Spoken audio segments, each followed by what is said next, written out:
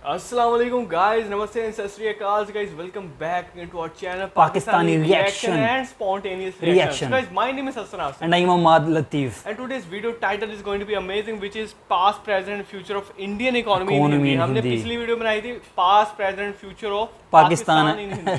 Pakistan basically ये होने वाला है इंडिया के हवाले से कि पास्ट में कैसा था, प्रेजेंट में कैसा है और फ्यूचर में कैसा फ्यूचर होगा। में इंडिया की इकोनॉमी तो कहाँ पे जा रही है हसन? हमें सारा कुछ पता चलेगा इस वीडियो में। इस वीडियो को देखने के बाद ही पता लगेगा, लेकिन प्रेडिक्शन मैं अपनी तौर पे कर सकता हूँ कि मुझे जो है ना इनकी इकोनॉमी फ्यूचर में ब्राइट ही नज़र आ रही है हसन। जो इनके टारगेट जा रहे हैं अचीव कर रहा है इंडिया जो है ना, और ये अपनी रिकवरी भी इन्होंने की है जीडीपी के अंदर वी शेप। ये स्पेशल जो है ना ट्रेंड चला है, वी शेप रिकवरी हुई है।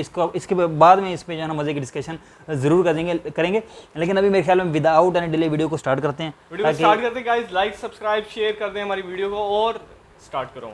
3 2 1 स्टार्ट। भारत एरिया के हिसाब से दुनिया का 7वां सबसे बड़ा देश है। आबादी के हिसाब से दुनिया का दूसरा सबसे बड़ा देश है और दुनिया का सबसे बड़ा डेमोक्रेटिक देश है। भारत एक न्यूक्लियर वेपन स्टेट है, रीजनल पावर है। दुनिया की सबसे बड़ी आर्मी भारत की है और दुनिया का तीसरा सबसे बड़ा डिफेंस बजट भारत का है। पर इसके बावजूद आज भी भारत में गरीबी, भूखमरी, corruption, illiteracy, public health care जैसी प्रॉब्लम मौजूद है। तो आज हम इस वीडियो में ये जानेंगे कि इन प्रॉब्लम में कोई सुधार आया है या ये प्रॉब्लम्स पहले से और ज़्यादा बढ़ गई हैं। तो नमस्कार दोस्तों, स्वागत करते हैं आपका चार्जिंग पॉइंट हिंदी में। दोस्तों आज के इस वीडियो में हम बात करेंगे इंडियन इकोनॉमी के बारे में, उसके पास्ट परफॉर्मेंस के बारे में, प्रेजेंट सिचुएशन के बारे में, ग्रोथ के बारे में, जीडीपी के बारे में, ट्रेड के बारे में और साथ में जानेंगे भारत की इकोनॉमी का फ्यूचर कैसा होगा। तो जुड़े रहिए आप इस वीडियो के साथ। दोस्तों मैं ऐसे ही एजुकेशनल टॉपिक पे बात करता हूँ, तो अगर आपको मेरा काम पसंद आता है तो अब आप मुझे सपोर्ट कर सकते हैं पेट्रियन और यूट्यूब में ज्वाइन बटन के थ्रू। मैं भी कर दें यार, फेसबुक सब्सक्राइब करके कर दें बस, और क्या कर सकते हैं, वहाँ पे भी शेयर कर सकते हैं। दोस्तों अगर आपको एडवांस MS एक्सेल सीखना है तो मैं आपको 1475 रुपए का कोर्स फ्री में दे सकता हूँ। और अगर आपको फाइनेंशियल का फ्री में कैसे? म्यूचुअल फंड के बारे में जानना है तो मैं आपको 4720 रुपए का कोर्स फ्री में दे सकता हूँ। फ्री में? दोनों कोर्सेज की लिंक डिस्क्रिप्शन में दी गई है। पैसों में अर्थव्यवस्था एक डेवलपिंग मिक्स्ड इकोनॉमी है। इकोनॉमी 3 टाइप्स की होती है, कैपिटलिस्ट, सोशलिस्ट और मिक्स्ड। कैपिटलिस्ट मतलब प्राइवेट सेक्टर, सोशलिस्ट मतलब जहां गवर्नमेंट ओन करती है और मिक्स्ड जहां दोनों प्राइवेट और पब्लिक सेक्टर कंट्रीब्यूट करते हैं। पास्ट बताने लगे। एक समय भारत को सोने की चिड़िया कहा जाता था, पर फिर मुगल आए और उसके बाद अंग्रेज आए और दोनों ने भारत का खजाना खाली कर दिया। आर्थिक इतिहासकार एंगस मैडिसन के अनुसार पहली सदी से लेकर 15वीं सदी तक भारत की अर्थव्यवस्था विश्व की सबसे बड़ी अर्थव्यवस्था थी। पहली सदी में भारत की जीडीपी वर्ल्ड की टोटल जीडीपी का 32% थी, 10वीं सदी में 28% थी, 15वीं सदी में 24% थी, पर 1947 तक आते आते ये वर्ल्ड की जीडीपी का सिर्फ 3% हो गई थी।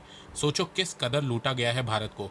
भारत का खजाना खाली कर करके अंग्रेजों ने अपना खजाना भरा है, पर अब भारत वापस से धीरे धीरे रिवाइव हो रहा है। 2021 में भारत का कंट्रीब्यूशन वर्ल्ड की टोटल जीडीपी में 7.19% है और 2030 तक ये 10% तक हो जाएगा। 1947 में जब भारत के पास कुछ नहीं बचा तब जाके भारत आज़ाद हुआ। आज़ादी के बाद भारत की अर्थव्यवस्था में एग्रीकल्चर सेक्टर का सबसे अधिक योगदान हुआ करता था और तब से लेकर अब तक भारत को एक कृषि प्रधान देश बोला जाता है। एग्रीकल्चर सेक्टर को देश की रीढ़ भी कहा जाता था। फलों, सब्जियों, मसालों, वनस्पति तेलों जैसे एग्रीकल्चर प्रोडक्ट्स का एक्सपोर्ट किया जाता था, जिससे भारत के इंटरनेशनल ट्रेड के साथ साथ इकोनॉमिक ग्रोथ भी होती थी। पर धीरे धीरे समय बदल रहा था, दुनिया इंडस्ट्रियलाइजेशन की तरफ बहुत तेजी से बढ़ रही थी। वेस्टर्न कंट्रीज ने इंडस्ट्रियलाइजेशन की मदद से अपने आप को डेवलप करना स्टार्ट कर दिया था और इन्हीं सब चीज़ों को देखते हुए भारत में भी इंडस्ट्रियलाइजेशन की शुरुआत हुई, जिससे भारत में भी प्रोडक्ट्स बनने लगे और एक्सपोर्ट होने लगे और फिर भारत में इंडस्ट्री सेक्टर की ग्रोथ होनी स्टार्ट हुई। पर जिस हिसाब से भारत की इकोनॉमिक ग्रोथ होनी चाहिए थी उस हिसाब से भारत ग्रो नहीं कर पा रहा था और इसका कारण ये था कि 1947 में भारत की आज़ादी के बाद जवाहरलाल नेहरू ने भारत की अर्थव्यवस्था के लिए सोशलिस्ट पॉलिसी अपनाई थी। सोशलिस्ट पॉलिसी मतलब सब कुछ गवर्नमेंट के कंट्रोल में होगा, सरकार जिसको चाहेगी उसको लाइसेंस देगी और पूरे मार्केट पे इंडियन गवर्नमेंट का कंट्रोल होगा। 1951 में भारत में लाइसेंस राज की शुरुआत होती है। भारत के सोशलिस्ट पॉलिसी और लाइसेंस राज के चलते भारत में जो फॉरेन कंपनीज के मैन्युफैक्चरिंग प्लांट पहले से थे वो धीरे धीरे बंद होने लगते हैं। आपको एक बात जान के हैरानी होगी कि जब भारत आज़ाद हुआ था तब भारत में जनरल मोटर्स, फोर्ड, रूटेस ग्रुप के मैन्युफैक्चरिंग प्लांट मुंबई में थे। इतनी बड़ी बड़ी कंपनीज के मैन्युफैक्चरिंग प्लांट एशिया में सिर्फ भारत में थे। वो इसलिए क्योंकि ब्रिटिश इंडिया के समय अंग्रेजों को भारत में चीप लेबर की फैसिलिटी मिलती थी, तो उन्होंने इन कंपनीज के मैन्युफैक्चरिंग प्लांट भारत में बैठा दिए थे। पर भारत के लाइसेंस राज के चलते 1954 में ये सारी कंपनीज ने अपने मैन्युफैक्चरिंग प्लांट भारत में बंद कर दिए, जिससे ये हुआ कि भारत की जो ग्रोथ बहुत तेजी से हो सकती थी वो कम हो गई। देखो, शुरुआत में नेहरू जी ने सोशलिस्ट पॉलिसी अपनाई, उसको मैं सपोर्ट करता हूँ, क्योंकि भारत नया नया आज़ाद हुआ था। फॉरेन कंपनीज को भारत में काम करने की परमिशन नहीं थी, क्योंकि अंग्रेज भी तो ईस्ट इंडिया कंपनी के थ्रू ही भारत में आए थे। तो नेहरू जी ने शुरुआत में सोशलिस्ट पॉलिसी को अपना के सही काम किया था, पर सोशलिस्ट पॉलिसी और लाइसेंस राज को इतना लंबा खींच दिया जिसके चलते भारत की अर्थव्यवस्था 40 सालों तक बंद थी। पर फिर आता है साल 1991, जब भारत में आर्थिक मंदी देखने को मिली।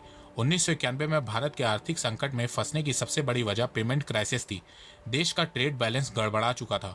1990 के अंत तक स्थिति इतनी गंभीर हो गई थी कि भारत के फॉरेन रिजर्व में मुश्किल से 3 सप्ताह के इंपोर्ट लायक पैसा बचा था।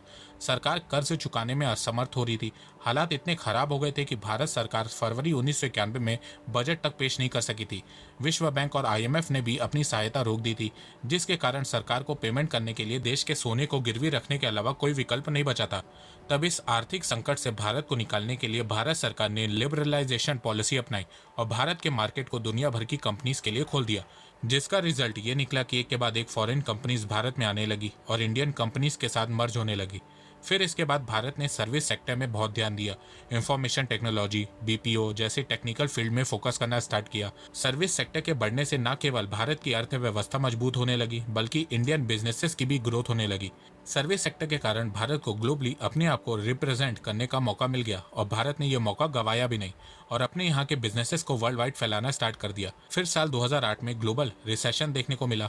2008 में आई आर्थिक मंदी से भारत की अर्थव्यवस्था को उतना नुकसान नहीं झेलना पड़ा जितना दूसरे देशों की अर्थव्यवस्था को झेलना पड़ा था। 2008 की मंदी के दौरान भारत की ग्रोथ रेट गिर गई थी, पर फिर अगले साल ही ये तेजी से रिवाइव हो गई थी। फिर 2014 से 2018 तक इंडियन इकोनॉमी वर्ल्ड की फास्टेस्ट ग्रोइंग इकोनॉमी थी, पर 2019 में इंडियन इकोनॉमी में स्लो डाउन देखने को मिला। लगातार 6 क्वार्टर से भारत की GDP ग्रोथ रेट गिर रही थी। फिर इसके बाद पता नहीं कहां से कोरोना वायरस आ गया।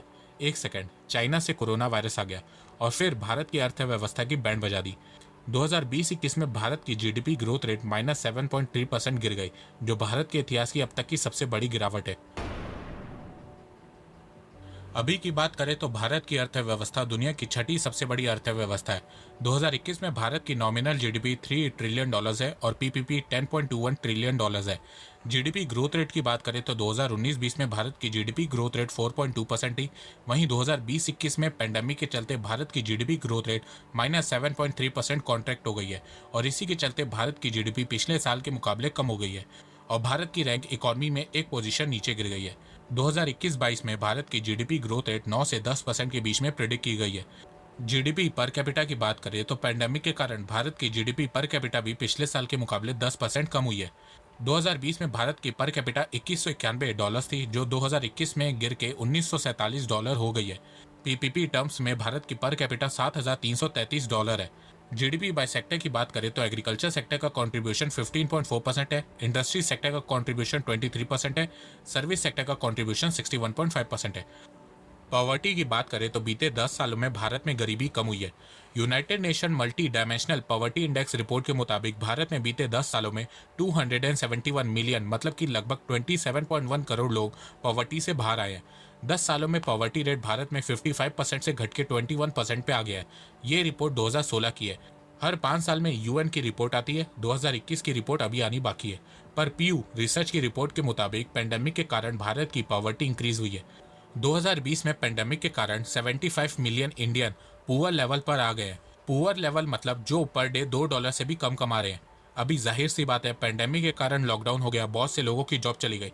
पर अच्छी बात Pew रिसर्च ने यह भी बताई है कि भारत में पेंडेमिक के कम होते ही भारत की पॉवर्टी रेट बहुत तेजी से कम हो जाएगी। अनएम्प्लॉयमेंट की बात करें तो जून 2021 में भारत में अनएम्प्लॉयमेंट रेट 11% है। अभी भारत के कुछ स्टेट्स में पार्शियल लॉकडाउन चल रहा है, इसीलिए आपको भारत की अनएम्प्लॉयमेंट रेट ज्यादा दिख रही है। पर जैसे ही लॉकडाउन खत्म होगा, भारत की अनएम्प्लॉयमेंट रेट वापस से कम हो जाएगी, जैसे पिछले साल हुई थी। पिछले साल अप्रैल में भारत की unemployment rate all time high 23% थी। वहीं लॉकडाउन खुलने के बाद अनएम्प्लॉयमेंट रेट सितंबर में 6% तक आ गई थी। फॉरेन रिजर्व की बात करें तो भारत की रैंक फॉरेन रिजर्व में 4th है। जून 2021 में भारत का फॉरेन रिजर्व $608 बिलियन है। अभी भारत ने फॉरेन रिजर्व के मामले में रशिया को पीछे छोड़ दिया है। भारत की ओवरऑल ट्रेड की बात करें तो वो पिछले साल के मुकाबले इस साल कम हुई है। जहां 2019-20 में भारत का टोटल ट्रेड $788 बिलियन था, वहीं 2020-21 में भारत का ओवरऑल ट्रेड गिर के $684 बिलियन हो गया है। जहां 2019-20 में भारत का इंपोर्ट 474 बिलियन डॉलर्स था, वहीं 2020-21 में भारत का इंपोर्ट गिर के 393 बिलियन डॉलर्स ओके हो गाइस, गया। यहाँ पे जो है ना वीडियो को एंड करते हैं। काफ़ी हमें जो है ना इन्फॉर्मेशन मिली है, सही बात है, मिली सही अंदर से मिली है, और हमें इकोनॉमी का पता लगा इंडिया को, मतलब हमें पता नहीं था कि इंडिया इतने टफ कंडीशंस के अंदर से गुजर के यहाँ तक पहुँचा है। हाँ, पास की बात कर लेते हैं। गोरे जैसे ही ईस्ट इंडिया कंपनी लेकर आए इंडिया के अंदर, तो तब से मतलब उन्होंने सेपरेट कर दिया, हमें नौकर बना लिया, खुद बिल्कुल ऐसे ही मालिक है। बन गए। काफ़ी और उन्होंने काफी जो है ना पैसा हमारे खींचा हमारा। कंट्री को लूटा, काफ़ी लूट के यहाँ से ले गए। मैं कहता हूँ सोने के कश्तियाँ ले गए हैं, मतलब सही बात लूट है, लूट के। सही बात। और जितना मतलब हिंदुस्तान का पूरी दुनिया के अंदर जीडीपी के अंदर इतना 30% प्लस हिस्सा होता था, अब सिर्फ इंडिया का 3% रह गया। 3% ही मतलब रह इतना गया। जो है ना मतलब नुकसान पहुंचा इंडिया को। काफी, हाँ, फिर सोचने वाली 1990s की आप बात, मुझे इस चीज़ का वाकई नॉलेज नहीं था कि इतने हालात ख़राब हो गए थे इंडिया के कि कर्जा चुकाने के लिए पैसा नहीं थे। फिर अपना इन्होंने जो सोना था पूरे कंट्री का वो गिरवी रखा। ये मतलब मुझे अब इस चीज़ का पता लगा है, और इस चीज़ का भी मुझे नहीं पता था कि इंडिया के अंदर जो प्राइवेट कंपनीज को इन्वेस्ट करने की परमिशन ही नहीं थी। क्योंकि सोशलिस्ट आ गया था जब जवाहरलाल नेहरू जो थे, उन्होंने काफी अच्छा कदम उठाया। बिकॉज़ असल में वो डर गए थे ना, गए थे ना, डर गए थे ईस्ट इंडिया कंपनी से, क्योंकि वो भी एक प्राइवेट कंपनी के तौर पर आए थे और आके पूरे इंडिया के ऊपर कब्जा कर लिया। अब दोबारा इंडिया इस किस्म का रिस्क लेना नहीं चाहता था कि मतलब दोबारा कोई कंपनीज आएँ और आगे हिंदुस्तान के ऊपर दोबारा कब्जा कर लें, इसलिए उन्होंने इस पॉलिसी को अपनाया कि कोई आए ही ना।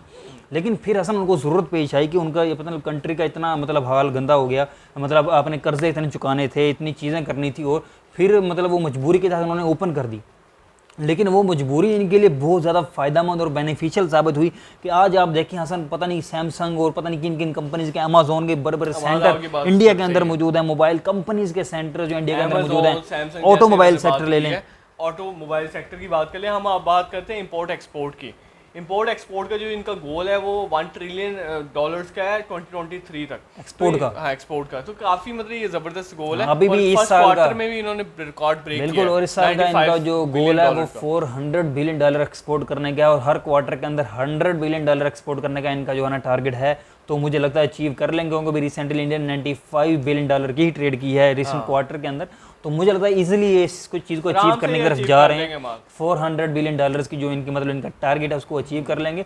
लेकिन इसका फ्यूचर भी मतलब इन्होंने दिखाया कि काफ़ी अब इंक्रीज़ होता हुआ नज़र आ रहा है इंडिया का, और मतलब बहुत अच्छी बात है, अप्रिशिएट करना चाहिए। उन्होंने स्ट्रगल की है, इतनी इकोनॉमी कहाँ से थी, कहाँ से कहाँ लेके आए हैं, तो हमें खुद इन चीज़ों से सीखना चाहिए। उसके बारे में हम डिस्कशन करते हैं। जो वी आया कोविड-19 की वजह से, और वी का मतलब ये सीन हुआ कि हमारी जो इनकी जो इंडिया की इकोनॉमी है वो बहुत तेज़ी से नीचे गिरी थी कोरोना की वजह से, और लेकिन कोरोना के बाद अभी अचानक जो है ना हालात बहुत अच्छे हुए हैं, और इनकी जो इकोनॉमी है वो वापस इतनी तेज़ी से ऊपर गई है कि इनकी इकोनॉमी में first time V shape graph देखने को आया है कि बहुत तेज़ी से नीचे जाना और बहुत तेज़ी से ऊपर आना। इस चीज़ को कहते हैं वी शेप ग्राफ। 24% ये नीचे डिक्लाइन आया, फिर उसके बाद हमने देखा कि जब ऊपर गया है तो 20% ऊपर गया। बिल्कुल दुरुस्त बात है, मतलब मजे की मतलब इन्होंने रिकवरी की है, इंडिया ने बहुत तेज़ी से की है, बहुत अप्रिशिएट करने वाली बात है, अच्छी बात है। हमें खुद इन चीज़ों से सीखना चाहिए, अपनी कंट्री के अंदर इनको जो है ना अप्लाई करना चाहिए ताकि हम इनसे सीखें और अपने आप को भी आगे लेके जा सकें। सो गाइस, यहाँ पर वीडियो का इख्तिताम करते हैं, एंड करते हैं। अगर आप लोगों को वीडियो पसंद आई तो लाइक कर देना, सब्सक्राइब कर देना अगर आप न्यू हैं।